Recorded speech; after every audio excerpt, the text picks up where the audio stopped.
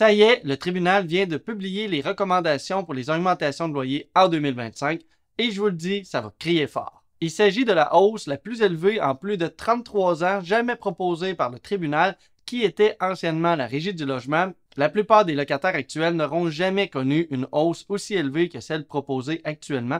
Il y a des raisons derrière tout ça et aujourd'hui on regarde comment le tribunal arrive avec une augmentation moyenne de 5,9%. Comment ce sera pour toi réellement en tant que locataire et aussi comment faire pour les propriétaires pour bien déposer son augmentation de loyer. Cette capsule-là, c'est la suite de plusieurs autres vidéos que j'ai déjà fait sur le sujet de l'augmentation de loyer que je fais à chaque mi-janvier en même temps que le tribunal sort ses chiffres. Donc, si vous avez encore des questions ou il y a des choses que vous ne comprenez pas sur les augmentations suite à cette vidéo-là, il suffit d'aller écouter les anciennes vidéos. C'est bourré d'informations. Vous aurez toutes les réponses à vos questions. Les liens sont en description.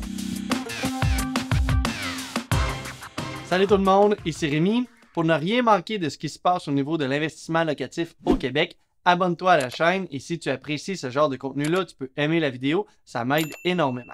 Bon, donc un petit retour sur le fonctionnement des augmentations de loyer. À chaque année, à la mi-janvier, le tribunal administratif du logement propose une recommandation pour l'augmentation en prenant compte de l'inflation et de différentes composantes.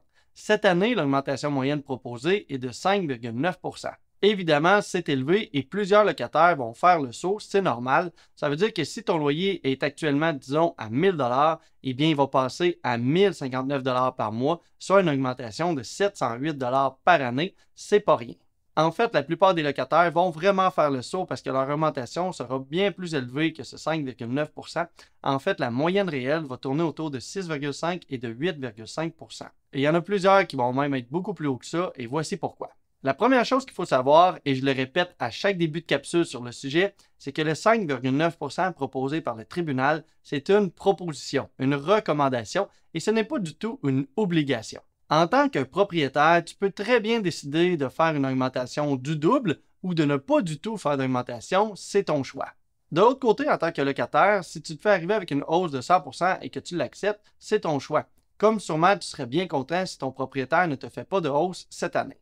Mais tu pourrais aussi décider de refuser. Disons que ton propriétaire arrive avec une hausse de 20%, tu pourrais décider de refuser cette hausse-là et à partir de ce moment-là, il devrait y avoir une négociation avec le propriétaire.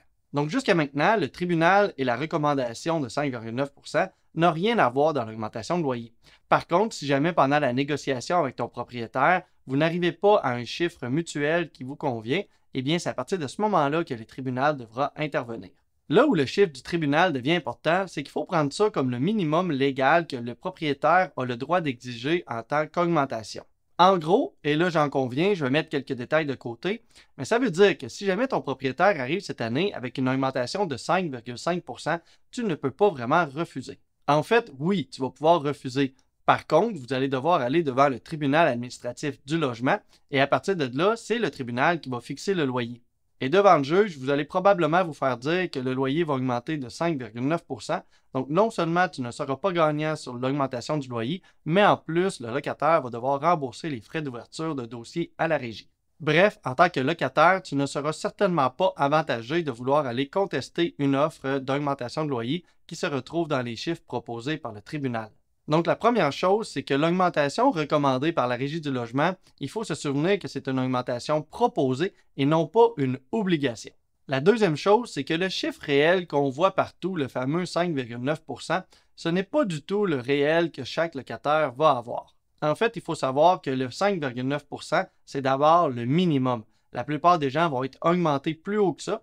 Et pour déterminer à quel niveau ils vont être augmentés, ça va dépendre d'un calcul proposé par la Régie du logement qui fait en sorte que chaque logement a un prix différent d'augmentation.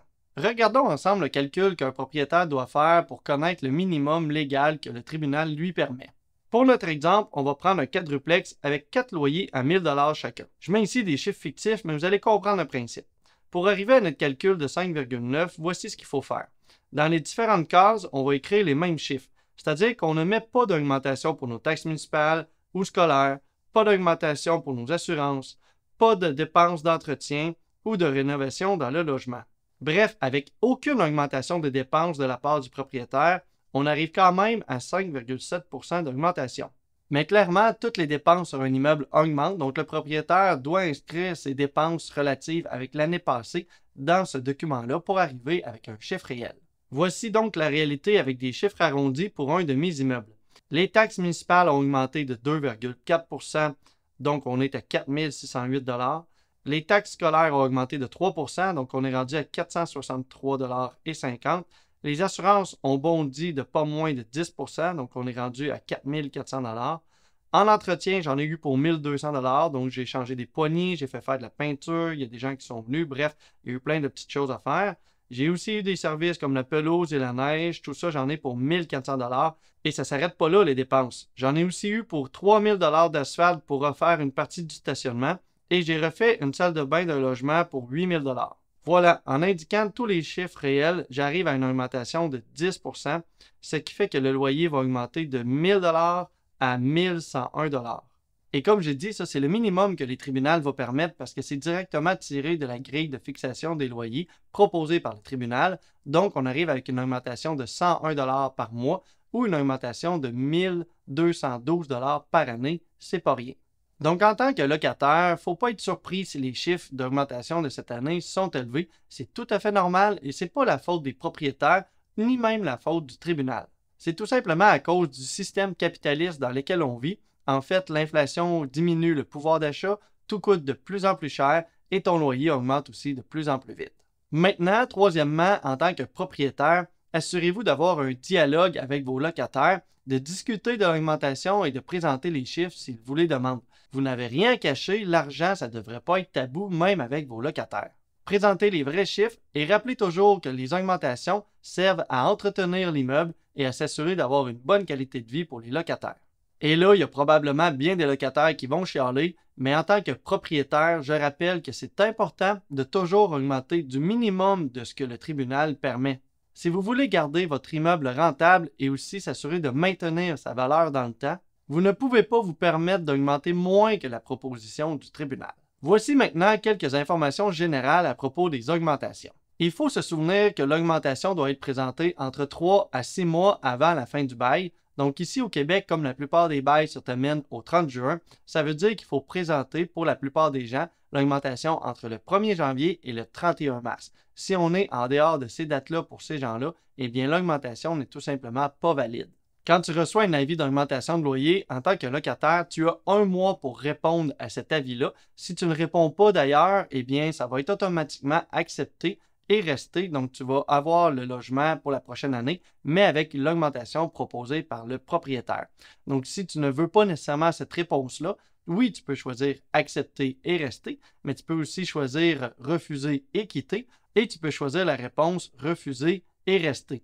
C'est à partir de ce moment-là que tu vas devoir négocier avec ton propriétaire. Parce que le tribunal, c'est vraiment la toute dernière chose à laquelle on veut se rendre. Avant d'aller jusqu'au tribunal, il vaut mieux négocier avec le propriétaire pour arriver à un terrain d'entente, peut-être une augmentation moins élevée ou peut-être des changements dans les services ou dans les choses qui sont inclus au bail.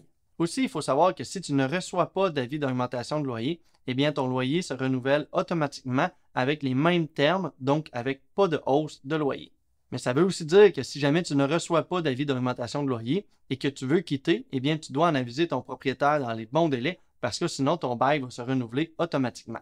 Une autre chose qu'il faut savoir, et on va quand même moins en entendre parler cette année par rapport aux 2 dernières années, c'est qu'un propriétaire ne peut pas justifier sa hausse de loyer tout simplement en parlant que ses paiements hypothécaires ont augmenté. En effet, la hausse des taux d'intérêt n'est pas le problème des locataires et si jamais la hausse des taux d'intérêt a fait augmenter les paiements hypothécaires du propriétaire, eh bien c'est son problème et ça n'a rien à voir avec le locataire.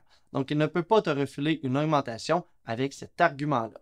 Et une autre chose aussi que j'entends souvent, en fait un propriétaire ne peut pas légalement demander une hausse en prévision de faire des travaux. Imaginez quelqu'un qui arrive et qui dit « Hey, qu'est-ce que tu penses que j'augmente de 200$ ton loyer au 1er juillet, puis que si t'acceptes, là, je vais refaire ta cuisine à partir de l'automne. » Évidemment, si c'était permis, il y a plein de propriétaires qui diraient ça, feraient l'augmentation et feraient tout simplement pas les travaux par après. Donc, comme toujours, le propriétaire a le droit de te le proposer, mais toi, en tant que locataire, tu as le droit de refuser et à partir de ce moment-là, le propriétaire va devoir plutôt faire les travaux et ensuite, à la prochaine augmentation de loyer, l'inclure les travaux dans son augmentation pour aller chercher le bon pourcentage autorisé.